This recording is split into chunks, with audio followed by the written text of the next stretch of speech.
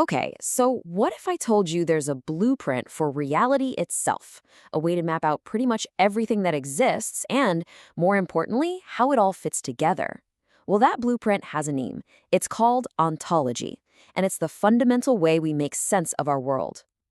I mean, just think about your own life for a second. All the people you know, the places you've been, the ideas swirling in your head. Now, multiply that by the billions of people on this planet. It's a massive, chaotic mess of information, right? So how do we, and more to the point, how do our computers find any kind of pattern in all that noise? And that's really our first big hurdle, making sense of all this chaos. Philosophers have this fancy term for it, chaotic plenitude. But really, all it means is going from a world of just overwhelming, messy information to a world of clear, understandable patterns.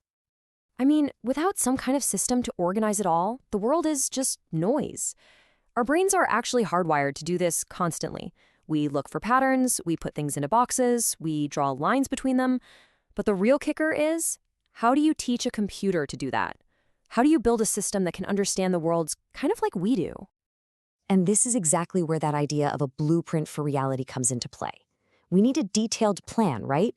A map for a specific chunk of the world. And the tool we use to draw that map, that's ontology. Now, an ontology is so much more than just a list of things. It's a whole system for defining what exists in a certain area, let's say biology, for example, how all those things can be sorted into categories, and this is the crucial part, how they're all connected to each other. Here's a good way to think about it. An architect's blueprint takes the vague idea of a house and turns it into a detailed plan a builder can actually follow. Well, an ontology does the exact same thing, but for a messy, complicated part of the world, like medicine or finance. It creates a logical model that a computer, or even a person, can truly understand and work with. So what are the building blocks of this grand blueprint? Well, every ontology, no matter how complex, is really made from just a few key components. Let's break them down. First up, you've got entities. The easiest way to think of these, they're the nouns in our system.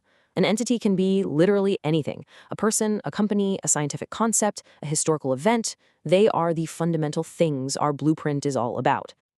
But just having a big list of nouns isn't very useful. That's where attributes or properties come in. They give our entities all their unique characteristics. A person has a height, an eye color, a birthday. A company has revenue, a location. Attributes are what let us tell one thing from another. And here, my friends, is where the magic really happens. Relationships. If entities are the nouns, relationships are the verbs. They're the connective tissue that links everything together. An employee works for a company. A city is located in a country. All of a sudden, our simple list of things becomes this rich, interconnected web of meaning.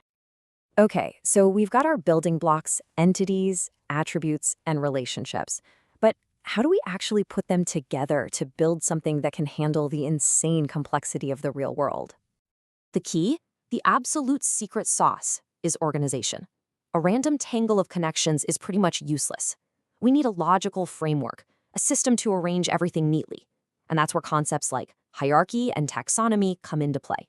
Let's make this super simple. We start with a specific thing, like a golden retriever. Okay, that golden retriever belongs to the group dog. Fair enough? The group dog belongs to the broader category mammal. And mammal, well, that's part of the larger class animal. See how that works? This layered structure is what makes complexity manageable. It lets you zoom way in on the details or zoom way out to see the whole picture. And hierarchy is just one piece of this puzzle. We use categories to create the basic scaffolding. Then taxonomy comes in to group similar things together. Hierarchy layers it all out from specific to general, and the foundation, the glue holding the whole thing together, is pure logic, making sure the entire system is consistent and actually makes sense. So look, this is not just some abstract philosophical exercise. The real power of ontology, the real payoff, comes when we put these blueprints to work. Let's check out some of the most powerful ways they're used. I mean, the whole point of building an ontology is to create smarter systems, right? We want to find those hidden insights buried in our data and, ultimately, teach machines to understand the world just a little bit more like we do. One of the absolute best examples of this is the semantic web. The web we use every single day just links documents for humans to read.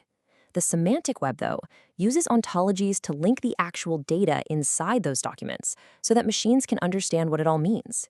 It's the huge difference between a web of pages and a true web of knowledge. This kind of logical structure allows for something really powerful called inference. It's a fancy way of saying the system can connect the dots all by itself to find new information. So if it knows Socrates is a man and all men are mortal, it can figure out that Socrates is mortal without ever being told. The ontology literally becomes a machine for generating new knowledge. So what does this actually mean for us? It means we can ask our blueprint incredibly complex questions. We can go way beyond simple keyword searches and ask something like, show me all the pharmaceutical companies in Europe that are researching cancer drugs that target this specific protein. The ontology provides the structure to find that answer. It basically turns data into a conversation.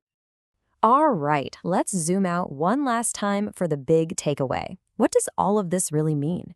When we're building an ontology, what are we actually doing? Well, at the end of the day, building an ontology is really about creating a map of meaning. Every single one is an attempt to model a piece of reality, to take the infinite, messy complexity of the universe and distill it into something we can understand and use. But we have to remember one absolutely crucial thing. The map is not the territory. Our model is not reality itself. It's always a simplification. It's always an interpretation. And because of that, every ontology, every single blueprint of reality, reflects the unique perspective and priorities of the people who built it. And that leads us to a final and pretty critical question. If these blueprints are shaping how we and our machines see the world, then who gets to be the architect? It's a question about perspective, sure, but it's also about control and about who gets to decide what's real. Something to think about.